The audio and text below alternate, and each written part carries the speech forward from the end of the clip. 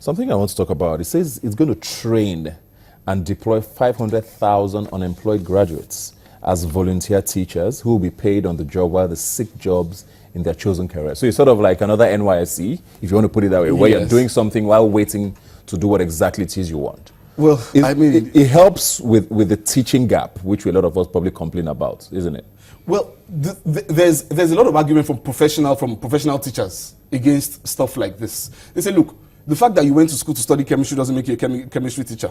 The fact that you have a BA in English doesn't make you doesn't make you qualified to teach English, because there are other things involved in actually being a teacher. So it is a stopgap measure. Now, if it helps, that's all well and good. If it helps our educational system, but this is not. I do not expect the APC to say that this is one of their campaign promises fulfilled. I don't think this is it. This is just a stopgap measure. Also, I want to talk about the health sector. It says something about interventions, including the flagging off of revitalization of one primary health center per ward. So that's at least a total of over 10,000 nationwide. Yes. 10,000 primary healthcare centers in 12 months.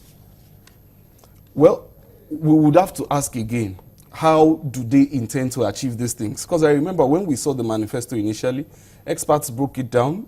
We all spoke about it and we said, look, how do you intend to achieve these things? It is one thing to say you want to do it. It's another thing to show us how do you intend to do it. I do not know how they intend to do that particular program, 10,000 health centers all over the country, except, those things would perhaps be substandard and so on. But it's all in all, I think it's more or less a reflection of the ideology of this government.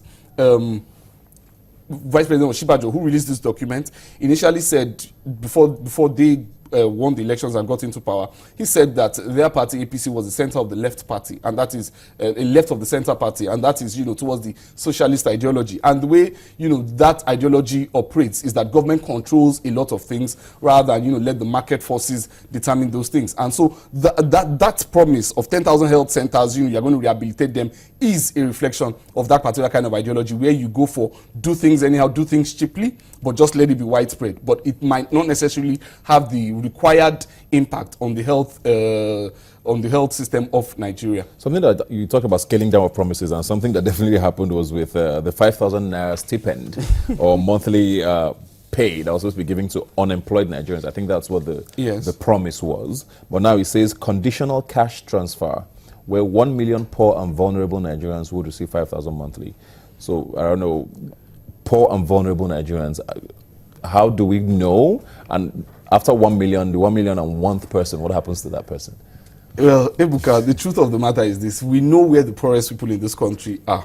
If we say poorest, people who do not have access to electricity, they won't be found in Lagos, they won't be found in Port Harcourt, they won't be found in Abuja. The poorest of the poorest people are those who are really poor in the real sense of it. And so one can understand that this government is saying, 1 million poor people. It's going to exclude huge sections of this country. Except, this government is going to say it's going to be on a state-by-state basis. But if you're choosing 1 million people randomly all over the country, I can tell you that 990,000 of those 1 million people will come from particular zones in this country. And it is definitely a change of promise, not a promise of change. Because what we were told before the election was that this was going to be for unemployed graduates. Now unemployed graduates will be told to go and work, while those who are poor will be handed 5,000 naira. But I attended the program some time ago by the Minister of Information, and he said at that program that it was going to help, that the condition was going to be things like immunization, things like sending your children to school, and so on and so forth. So if it impacts in that area, I think it's a step in the right direction, but it is definitely a change of promise, and it is not what we expected. 1 million is different from the number they told us before, where the demographic that they told us for unemployed graduates is not exactly what we have right now. But it has to be something that impresses you with this document. Come on. Number 2, I want us to look at extensively at number 2, which talks about diversifying the economy and all of that. And most of the points here, you have to admit, are impressive. Developing dams, 82.5 megawatts capacity contribution to national grid, irrigable land, 5,000 hectares of irrigable land, in 12 river basins. There's a lot here that seem very specific and goal-oriented. I think what really impresses me about this document is the fact that they have accepted that the manifesto on which they campaigned was unrealistic and it was phantasmagorical.